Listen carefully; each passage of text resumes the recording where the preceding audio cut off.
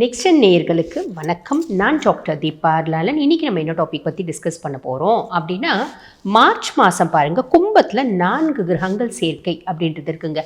இதை சதுர்கிரக யோகம் அப்படிம்பாங்க. கும்பத்தில் மட்டும் 4 கிரகங்கள் சேர்க்கை இல்லைங்க, மீனத்தில் சுக்கிர பகவான் உச்சம் பெற்று அமர்றார்.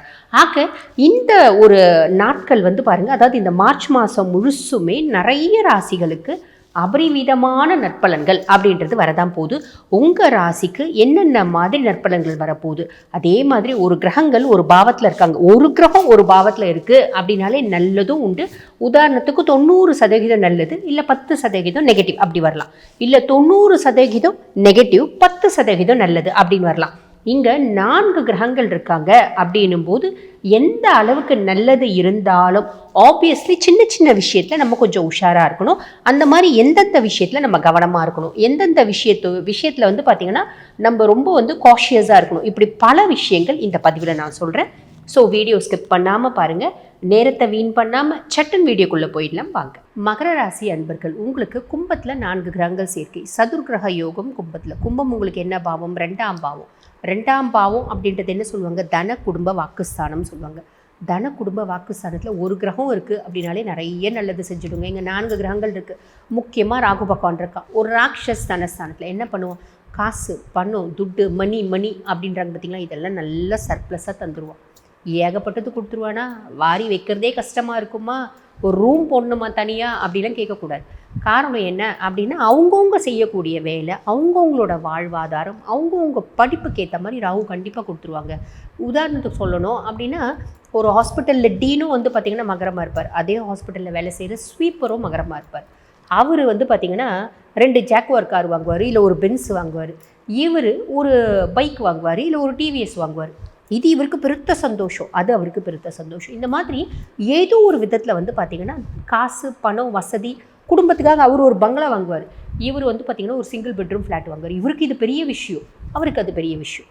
அந்த மாதிரி அவங்கவுங்க வேலைக்கு ஏற்ற மாதிரி ஏதோ ஒரு விதத்தில் எனக்கு கையில் காசு நடமாட்டம் இருக்குப்பா அப்படின்ற ஒரு அமைப்பு. பெருசாக காசுக்கு பிரச்சனை இல்லையா, காசுக்கு பஞ்சம் இல்லையா, நல்லா இருக்கையா அப்படின்ற ஒரு அமைப்பு. 7 நாட்டு சனியில் எவ்வளோ கஷ்டப்பட்டுட்டீங்க, இப்போ அந்த அளவுக்கு இல்லை, நல்லா இருக்குது. இந்த நல்லா இருக்குன்ற வார்த்தையை யார் கொடுப்பா அப்படின்னா, தனஸ்தானத்தில் இருக்க ராகு கொடுப்பான். அதே மாதிரி நிறைய பேர் வெளிநாட்டு கரன்சிஸை கையாளக்கூடிய பிராப்தம், வெளிநாடு போகிறதுக்கான பிராப்தம் மகரத்துக்கு உண்டு. ராகு குடும்பஸ்தானத்தில். நெகட்டிவ் என்ன? குடும்பத்தில் பெருசாக அந்யோன்யம் அப்படின்றது இருக்காது. வீட்டில் 4 பிள்ளைங்க இருக்குன்னா 4 சைடு ஃபோனை வச்சுட்டு இருக்கோம். இப்போ நம்ம அதை தானே வந்து யூஸ்வலாகவே பார்க்குறோம். எல்லா ராசி பிள்ளைங்களாக இருந்தாலும் ஒரு ரெஸ்டாரண்ட்டுக்கு போனோம் அப்படின்னா, அப்பா அம்மா 2 பிள்ளைங்க இருக்குது, 2 பிள்ளை 2 ஃபோன் வச்சுங்குது. அப்பா ஒரு சைடு ஃபோன் வச்சுக்கிறார், அம்மா ஒரு சைடு ஃபோன் வச்சுக்கிறாங்க. இப்படி தானே இருக்குது. ஆக குடும்பத்தில் வந்து பார்த்திங்கன்னா அந்யோன்யம் அப்படின்றது இருக்காது. அவங்கவுங்க தாமரை இலையில் தண்ணி மாதிரியே இருப்பாங்க. பெருசாக ஒருத்தவங்ககிட்ட அன்பாக பழகிறாங்களா இருக்காது. காரணத்துக்காக பழகுவாங்க, காரியத்துக்காக பழகுவாங்க. அந்த மாதிரி ராகுனோட காரகத்துவம் அப்படின்றது இருக்கும். அது பெருசாக கவலைப்பட வேண்டாம், இப்போ காலமே அப்படி தான் இருக்குது. லெட் இட் பி அப்படின்ற மாதிரி விட்டுருங்க. அதுக்கப்புறம் 2ஆம் பாவத்தில் சூரியன். உங்களுக்கு உங்கள் குடும்பத்தில் சொல்வாக்கு, செல்வாக்கு அதிகரிக்கும். ஓவராக டாமினேட் பண்ணக்கூடாது. மரியாதை கொடுப்பாங்க, சொல்கிற பேச்சு கேட்பாங்க, எல்லாமே செய்வாங்க. ஓவராக டாமினேட் பண்ணக்கூடாது. உங்களோட ஆக்கப்பூர்வமான எனர்ஜி, சிந்தனை, அறிவாற்றலை வச்சு குடும்பத்தில் இருக்க பிரச்சனைகளை சார்ட் அவுட் பண்ணிடுவீங்க. இதெல்லாம் ப்ளஸ். நம்ம வந்து நான் சொல்கிறதா நீங்கள் கேட்கணும் அப்படி நீங்கள் சொல்லக்கூடிய பர்சனாலிட்டிஸ் கிடையாது, இருந்தாலும் சொல்கிறேன் சரிங்களா. இது மார்ச் மாதம் 15ஆம் தேதி வரைக்கும் ஆளுமை அதிகரிக்கும். சரி, ஓகேங்களா. ஓவராக வந்து பார்த்திங்கன்னா நம்ம சொல்கிறது தான் மற்றவங்க கேட்கணும் அப்படின்னு அடமெண்ட்டாக இருக்கிறது அது வேண்டாம். இந்த மார்ச் மாதம் 15ஆம் தேதிக்கு அப்புறம் சூரியன் மீனத்துக்கு போகிறார். மீனம் உங்களுக்கு என்ன பாவம்? 3ஆம் பாவம். இளைய சகோதரர் தைரியஸ்தானத்தில் சூரியன். அப்போ உங்களோட தைரியமும் தன்னம்பிக்கையும் அதிகமாகும். தம்பி தங்கச்சி கவர்மெண்ட் போஸ்டிங் ஏதாவது ட்ரை பண்ணிட்டு இருக்காங்களா, உங்களுக்கு கிடைக்கிறதுக்கான வாய்ப்பு உண்டு.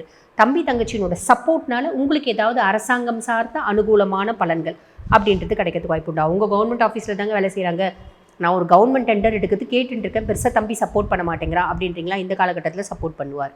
இது உண்மை. சரி, அதுக்கடுத்து 2ஆம் பாவத்தில் செவ்வாய்.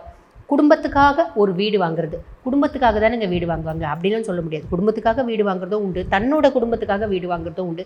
இந்த காலகட்டம் தன் மனைவி மக்களுக்காக, நீங்கள் வந்து பார்த்திங்கன்னா மகர ராசி ஜென்ஸாக இருக்கீங்க அப்படின்னா உங்கள் மனைவி குழந்தைங்களுக்காக ஒரு வீடு வாங்குவீங்க. ஆல்ரெடி எங்களுக்கு சொந்த வீடு தாங்க, இப்போ திருப்பி புதுசாக ஒரு வீடு வாங்குறதுக்கு, ஒரு தோப்பு துறவு வாங்குறதுக்கு, இந்த மாதிரி நிறைய வந்து நிலப்புலம் வாங்குறதுக்கு, இந்த மாதிரி நிறைய வாய்ப்பு அப்படின்றது உண்டு. மனைவி சும்மா இருக்காங்க, அதனால அவங்களுக்கு ஒரு கோழி பண்ணைக்காக ஒரு இடம் வாங்கினேன், ஒரு ஆட்டு பண்ணைக்காக ஒரு இடம் வாங்கினேன், மாட்டு பண்ணைக்காக ஒரு இடம் வாங்கி நாங்கள் அந்த பண்ணை அமைக்க போகிறோம், இந்த மாதிரி அமைப்பு உண்டு. மைனஸ் ஏதாவது இருக்கா? நம்ம வேலை செய்கிற இடத்துல நிறைய பிரச்சனைகள் இருக்கும். அந்த கோவத்தெல்லாம் வந்து வீட்டில் வந்து கையாமுயான்னு கத்தக்கூடாது. சிலர் வந்து அங்கே பிரச்சனைனா அங்கே தான் பிரச்சனை, இங்கேயும் வந்து அது பண்ணுறீங்க இது பண்ணுறீங்க பயங்கரமாக வந்து பார்த்திங்கன்னா கத்துவாங்க. அந்த மாதிரி கத்தக்கூடாது. ஏன்னா மகரத்தை பொறுத்த வரைக்கும் மெழுகுவர்த்திகள் எப்பயுமே தான் அழிஞ்சு மற்றவங்கள வாழ வைக்கக்கூடியவங்க. அப்படிப்பட்டவங்க ஃபேமிலியில் வந்து பாருங்கள், ஒரு ஐடியல் ஹஸ்பண்டாக ஐடியல் ஒய்ஃபாக தான் இருப்பீங்க. இந்த காலகட்டத்தில் அந்த ஒரு ஐடியல் ஹஸ்பண்ட் ஐடியல் ஒய்ஃபுன்ற இதை மாறி எங்கள் அம்மா எப்பயுமே கத்துவாங்க, எங்கள் அப்பா எப்பயுமே கத்திட்டு தான் இருப்பார் அப்படின்ற பேர் வந்து நம்ம குழந்தைங்கிட்ட எடுக்கக்கூடாது. அதில் கவனம் அப்படின்றது வச்சுக்கணும். சரிங்களா? என்ன செஞ்சோம் நல்ல பேர் இல்லாமல் போயிடும். ஆல்ரெடி அது கிடையாது, குழந்தைங்ககிட்டே நல்ல பேர் இல்லாமல் போகக்கூடாது இல்லையா? ஸோ அதனால் பேச்சில் கவனம் அப்படின்றது வச்சுக்கோங்க.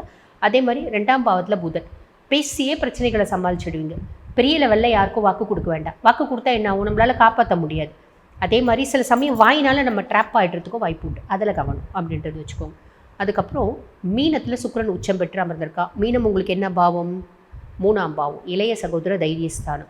தைரியமும் தன்னம்பிக்கையும் வேறு லெவலில் இருக்கும். தம்பி தங்கச்சி வெளிநாட்டில் இருக்காங்க அப்படின்னா அவங்களால ஆதாயமான பலன்கள் அப்படின்றது வரும். தம்பி தங்கச்சி வெளிநாடு அனுப்புறதுக்கான பிராப்தம் உண்டு.